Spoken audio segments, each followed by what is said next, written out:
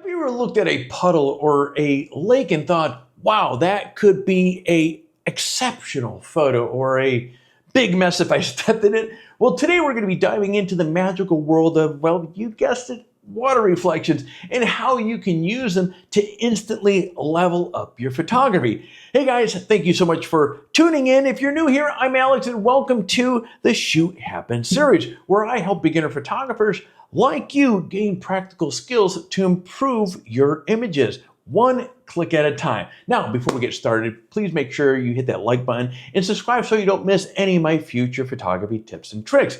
Now, water reflection is one of those tools that can completely transform a photo. They can add symmetry, depth, and interest, turning any ordinary scene into something truly, absolutely incredible. Now, one of the first things to understand is that reflections aren't just about shooting water. They're about using water as a compositional element. Think of a calm lake mirroring a mountain range, or city lights shimmering on wet streets after a rainstorm.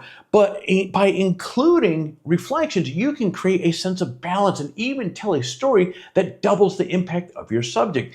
And timing and conditions, I can't stress enough, are everything when it comes to reflections as well.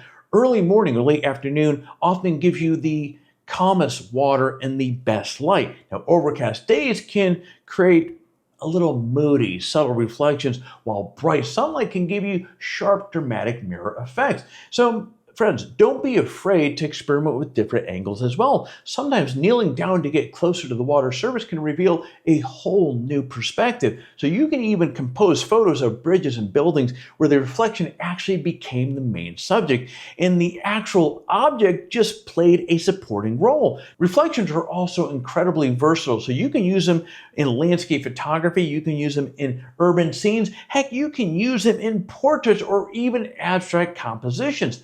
Puddles on the street can create interesting frame for people that are actually walking by. Lakes can double the beauty of mountains or forests. And if you're photographing a lake or a pond, look for the ripples or slight movements. They can turn a static reflection into something that is much more dynamic and artistic. Now, the key here is to practice seeing the reflection as a part of a composition, not as an afterthought. And here's a pro tip for you. Pay attention to the symmetry, but don't be afraid to break the rules. And you might notice we've said this before in the past. Photography is all about getting an understanding of what's happening and learning how you can break or bend the rules to fit your shot. So sometimes having the reflection slightly off-center creates tension and interest. Also, reflection can help guide the viewer's eye to the main subject or creating leading lines that draw them deeper into the frame. And remember, you don't always need perfect water. Slightly rippled reflections can add mood and textures, giving the photos a little personality, a little sazzle there. Sazzle? I'm going to go with it. I think I just made up that word. So the next time you're out shooting, take a minute to scan the reflective surfaces like puddles, rivers, lakes, and even shiny cars. Play with the angles, light, and timing and see how reflections can transform your shots as well. And here's something else.